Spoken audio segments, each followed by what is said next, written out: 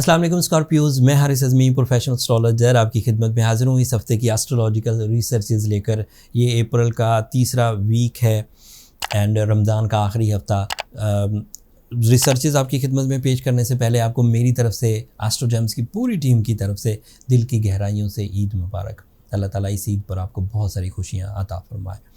जो 3 astrological events हैं उनमें एक सूरज ग्रहण है, मुकम्मल सूरज ग्रहण है और आपके वो 6th एंगल पर होगा। जिस 20 अप्रैल को सूरज ग्रहण है, सेम डे को सूरज ग्रहण से फारिग होके आपके 7th एंगल पर इंटर हो जाएगा। वहाँ वो बहुत पॉजिटिव है, सो इसलिए ग्रहण के असरात ज़्यादा आप पर नहीं आएंगे, so don't you worry. And वैसे भी वो पाकिस्तान में नज़र नहीं आएगा, इसलिए भी आपको परेशान होना नहीं चाहिए। फिर रमज़ान है, इसलिए भी आपको परेशान नहीं होना चाहिए। वो जो मुख्तलिफ लोग आइडियाज़ अपने बिलीव्स के मुताबिक देते रहते हैं, वो उनके अकायदी हैं, हकीकत नहीं है।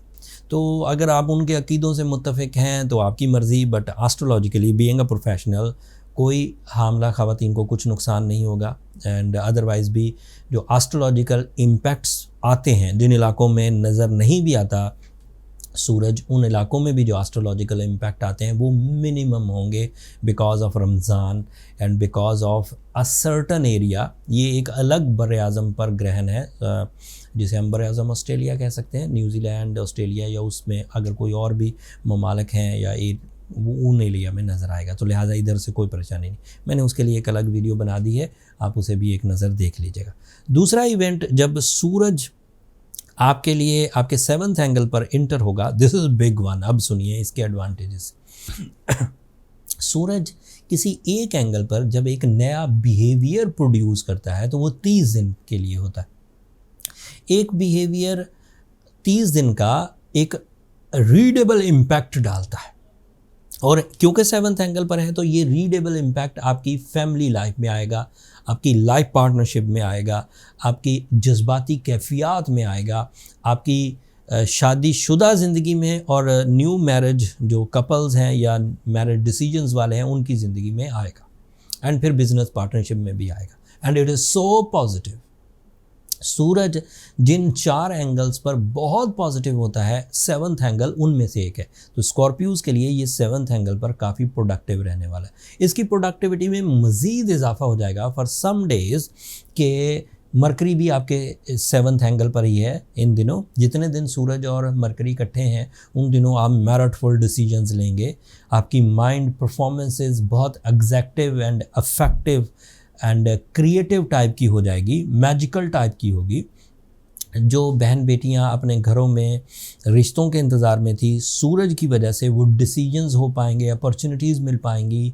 किसी को प्रपोज़ अगर आपने करना हो तो दिस इज़ राइट टाइम, किसी का प्रपोज़ल आपने एक्सेप्ट करना हो तो दिस इज़ राइट टाइम, किसी की बिज़नेस प्रपोज़ल को आपने एक्सेप्ट करना हो, दिस इज़ राइट टाइम। अगले 30 दिनों में लाइफ पार्टनरशिप सेरेमनीज़ रखनी हो, दिस इज़ राइट टाइम। चाहे ग्रहण हो, 5 मई को चांद ग्रहण भी होगा, चाहे वो भी हो, तब भी सूरज का इम्पैक्ट मरकरी के साथ मिलकर पावरफुल होगा।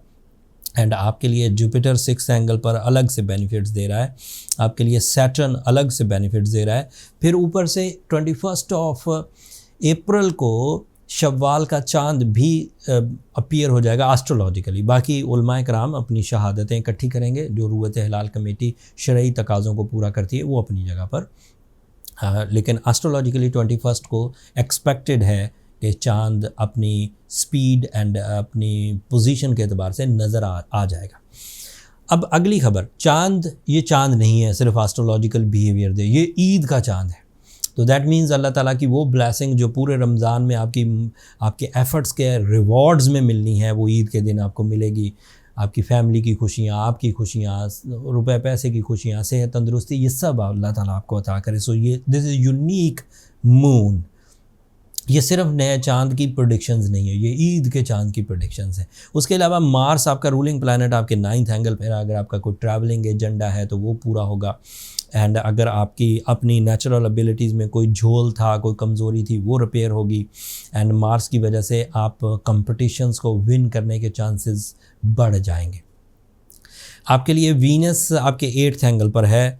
Venus is representative of your love side. वो कमज़ोर हालत में है, लेकिन उसके बावजूद आपको रिलेशनशिप में कोई कमी नहीं आएगी सूरज, मरकरी एंड जुपिटर की सपोर्ट की वजह से। So you are going good Scorpios, and बगैर हेजिटेशन के आगे बढ़िए। ग्रहण भी कोई असर ज़्यादा नहीं करेगा, एंड अदरवाइज़ भी प्लानिटरी पोजीशन आपके लिए बहुत अच्छी है। सो जब हम लोग ये कहते हैं बीइंग एस्ट्रोलॉजर के प्लानिटरी पोजीशन बहुत अच्छी है, तो सादा लफ्ज़ों में हम ये कह रहे होते हैं आपके लिए टाइम बहुत अच्छा है। Planetary position is creating the time. सूरज का आना जाना सुबह शामें पैदा करता है, बहारें ख़ज़ाएँ पैदा करता है। एंड जो रिपोर्ट हम आपको दे रहे होते हैं ये सोलर सिस्टम की ही रिपोर्ट है, सूरज की ही सिस्टम की रिपोर्ट है। सो time behaviours in your favour. अगर आपके अंदर स्पार्क है, अगर आपके अंदर हाई विजन्स हैं, तो इस वक्त नेचर आपको फुली सपोर्ट कर रही है आपको अचीवमेंट्स के लिए, आपको अपर लेयर में, आपको एलीट्स में, आपको सक्सेसफुल पीपल में अपेयर करने के लिए। That's all from my end. अगर आप चीज़ें इसी तरह फील करते हैं, there is no need for any type of remedy. But अगर आपको कुछ इरिटेशंस हैं, एंगर फिट्स हैं, मूड स्विंग्स हैं, रिलेशनशिप ट्रबल्स हैं, या अदरवाइज़ लाइफ में कुछ कंप्लेंट्स हैं, तो फिर सूरज शम्स पढ़िए, ब्लू सफ़ायर पहनिए, रूबी पहनिए, वाइट कलर के सदक़ात दीजिए, ग्रहण के इम्पैक्ट्स भी दूर हो जाएंगे। फिर भी चीज़ें रिजॉल्व ना हो, फिर पर्सनल कैलकुलेशंस की तरफ चले जाइए। उसके लिए नंबर ये नीचे चलते रहते हैं, उन पर रब्ता करके आप अपने लिए टाइम ले सकते हैं। बट वो फ्री फोरम नहीं है स्कॉर्पियोज़।